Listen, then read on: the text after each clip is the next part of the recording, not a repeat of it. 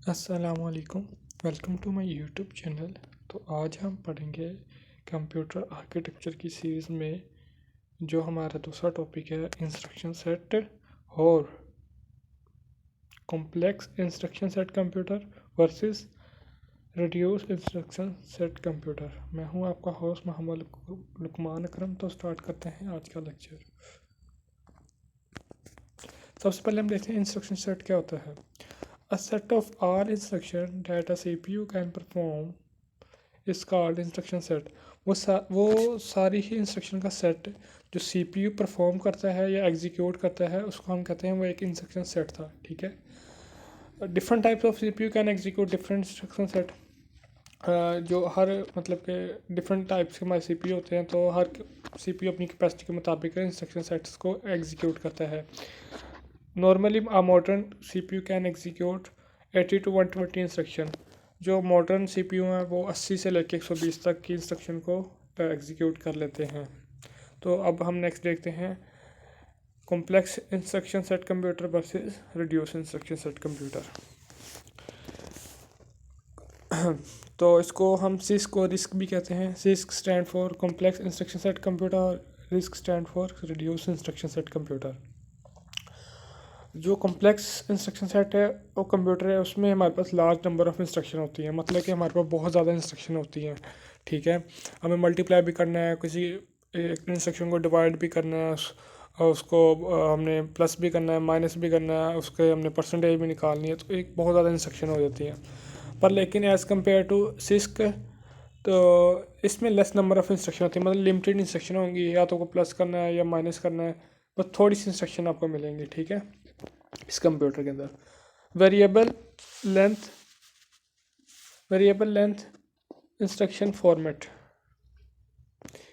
इसकी जो लेंथ है ना वो वेरी करती है, चेंज हो सकती है। मतलब कि एक कांस्टेंट नहीं आती। मतलब फॉर एग्जांपल 32 बिट की एक इंस्ट्रक्शन है, तो ये नहीं कि अगली भी 32 की होगी या उससे अगली नहीं, वो अगली 2 बाइट की भी हो सकती है, वो 64 बिट्स की भी हो सकती है। इस तरह ना ये वेरी करता है, इसका जो साइज़ है ना वो वेरी करता है। बट जो हमारे सिस्क में उसमें वेरी नहीं करता, उसमें फिक्स लेंथ होती है। मतलब 32 बिट्स की है ना, तो अगली इंस्ट्रक्शन में 32 बिट्स की होगी, उससे अगली भी 32 बिट्स की और उससे अगली भी 32 बिट्स की। इससे होगा मतलब CPU को पता चल जाएगा, अच्छा अगली इंस्ट्रक्शन आ रही है वो भी 32 बिट्स की है, उससे अगली भी 32 बिट्स की है। तो ये तो थोड़ी आसानी हो जाती है। ठीक है। Large number of addressing modes में आपको आगे जाके कंप्लीट डिटेल में पढ़ाऊंगा अड्रेसिंग मोड्स क्या होते हैं। तो इसमें 8-10 किस्म के अड्रेसिंग मोड आते हैं कॉम्प्लेक्स कंप्यूटर में। पर लेकिन जो रिड्यूस कंप्यूटर है ना, हमारा रिड्यूस इंस्ट्रक्शन सेट कंप्यूटर, उसमें less number of addressing mode 2-4 होते हैं बस। ठीक है। Cost is high. कॉस्ट क्यों हाई है? क्योंकि हमारे पास लार्ज ऑफ इंस्ट्रक्शन सेट को ये परफॉर्म करता है। ठीक है। नंबर ऑफ असेंडिंग मोड्स भी इसमें ज़्यादा है। तो इस तरह ना इसकी वजह से इसकी कीमत भी थोड़ी महंगी है। पर जो रिस्क है ना रिड्यूस वाला, इसमें इसकी कीमत कम है।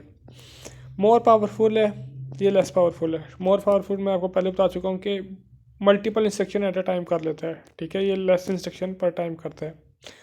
तो सेवरल साइकिल इंस्ट्रक्शन, इसकी मतलब कि साइकिल होती है कि इतने साइकिल में इंस्ट्रक्शन कंप्लीट होगी, या इतने 2 साइकिल्स में ये हमारे इंस्ट्रक्शन को मतलब कि परफॉर्म कर देगा, 3 में करेगा। तो ये इसकी सेवरल होती है। मतलब ज़्यादा से ज़्यादा कोई एक फ़िक्स नहीं कि हम ये कह दें ये फ़िक्स है। पर लेकिन इसमें सिंगल इंस्ट्रक्शन सेट होती है। तो इसमें क्या सिंगल एक ही साइकिल के अंदर उसने इंस्ट्रक्शन को परफॉर्म करना है। ठीक है। तो manipulation directly in the memory, ये हमारी जो मेमोरी है, मतलब कि जैसे हम कह लें उसमें ये डायरेक्टली मैनिपुलेट हो जाता है। पर ये जो है हमारा रिड्यूस वाला, ये हमारा रजिस्टर के अंदर मैनिपुलेट करता है डायरेक्टली। ठीक है। माइक्रो प्रोग्राम कंट्रोल यूनिट वो होता है जो हमें आप ऐसे कह लें कि ना पल्स जनरेट करता है। ठीक है। पाइपलाइनिंग के जरिए हमने पढ़ा है ना, फैचिंग डिकोडिंग एग्जीक्यूट, तो ये एक ना सिग्नल जनरेट करता है। ठीक है। तो हार्डवेयर, तो ये माइक्रो प्रोग्राम चेंज हो सकता है। तो जो हार्डवेयर कंट्रोल यूनिट ये चेंज नहीं हो सकता, ये जैसा है वैसे ही रहता है। ठीक है। तो आगे मैंने इसकी कुछ एग्जांपलें भी की हैं, वो भी मैं आपको दिखाता हूँ। आप इसको एक बार टेबल को देखें। मैंने 2/2 की कंडीशन में एक्स रखा है, 3/3 की पोजीशन में मैंने वाई रखा हुआ है। तो मैं इसको दोनों ही रिस्क कंप्यूटर के ज़रिए भी करता हूँ, सिस्क कंप्यूटर के ज़रिए भी करता हूँ। देखता हूँ कि कौन सा कैसे इंस्ट्रक्शंस को परफॉर्म कर रहा है।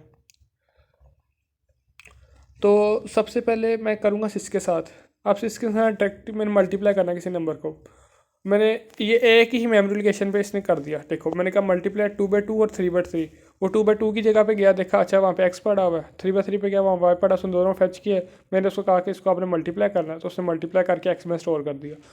ठीक है, इसमें क्या, मेरा टाइम भी कम लगा और उसके बाद मेरा टाइम भी कम लगा और इंस्ट्रक्शन भी मेरी कम से कम ही माइक्रो इंस्ट्रक्शन में मेरा काम हो गया। ठीक है, पर रिस्क में क्या होगा, रिस्क में पहले वो एक्स को लोड करेगा, 2/2 की कंडीशन में जाएगा, फिर वो 3/3 की कंडीशन में जाएगा, उसको लोड करेगा वाई को, फिर दोनों का मतलब दोनों का मल्टी प्रोडक्ट निकालेगा।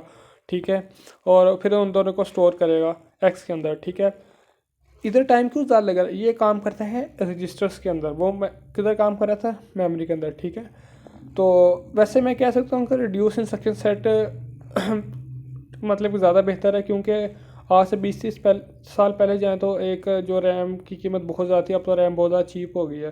तो मैं इसलिए ये कहता हूँ कि जो रिड्यूस इंस्ट्रक्शन सेट कंप्यूटर है वो अच्छा है एज़ कम्पेयर टू सिस्क से। तो आज के लिए इतना ही, अगले लेक्चर में मिलते हैं एक नए टॉपिक के साथ।